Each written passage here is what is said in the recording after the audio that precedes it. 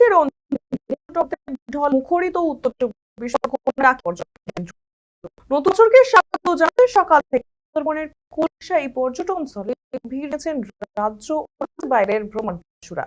এদিকে বর্ষবরণকে সামনে রেখে সীমা এলাকা জুড়ে জোর নিরাপত্তা ব্যবস্থা গ্রহণ করেছে বিএসএফ ও পুলিশ।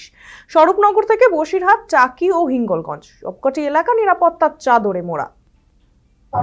আর মাত্র কয়েক ঘন্টা তারপরেই বিদায় নেবে 2025, শুরু হবে 2026, অর্থাৎ বর্ষবরণের আগের দিন, বছরের শেষ দিন। বসিরহাটের টাকি ভারত বাংলাদেশ সীমান্তে পর্যটকদের উপস্থিতি একেবারে চোখে পড়ার মতো।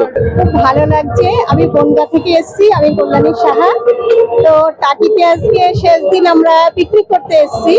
তো এসে আমাদের এখন পর্যন্ত যা যা দেখেছি খুবই ভালো লেগেছে। 26-এ চাইবো সবাই যেন ভালো থাকে, আমিও যেন ভালো থাকি, সবাইকে নিয়ে যেন ভালোভাবে থাকতে পারি।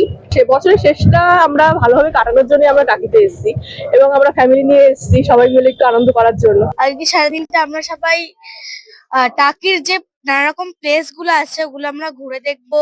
2026টা সবার ভালো কাটুক, সবাই ভালো থাকুক, এটাই আমরা ঈশ্বরের কাছে প্রার্থনা করবো, ভগবানের কাছে এটাই চাই।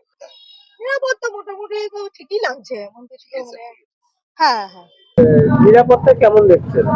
ভালোই, কোনো অসুবিধা নেই, খুবই ভালো।